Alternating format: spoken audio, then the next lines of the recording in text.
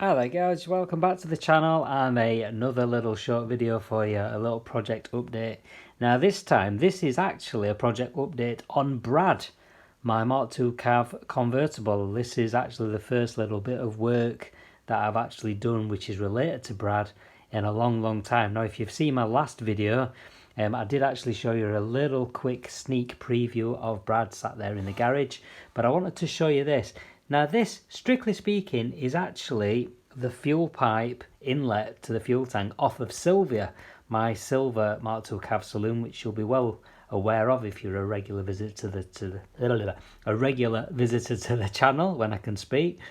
But basically, this is the one off Sylvia originally, and just to show you a common problem that can happen, this metal tube sits in this plastic moulding, and what happens is the plastic starts to expand because the metal section starts to rust.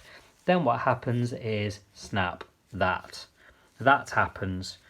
So yeah, basically the rust on the inlet pipe expands, and obviously as it expands the plastic can no longer support the plastic, and when you're locking and unlocking you're actually putting quite a lot of rotational force onto this. And one day I was doing that and I was undoing the fuel cap, and as I was turning it and putting quite a bit of force on, it just snapped. So what I did as a temporary fix on Sylvia when I was getting her ready for the MOT last year, I took the inlet pipe off of Brad and I put that onto Sylvia so that Sylvia had a nice working one ready for the MOT, and this is the old one off Sylv.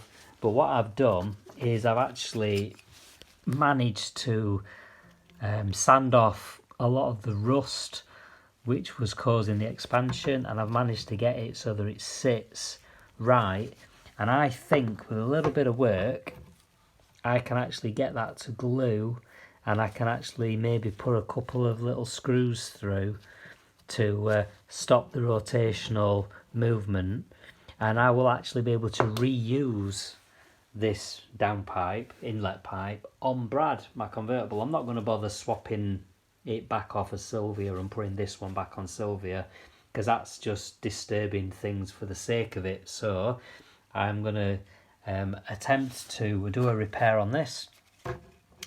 As I say, put a couple of little screws drilled through the metal into the plastic just to give it that extra bit of strength.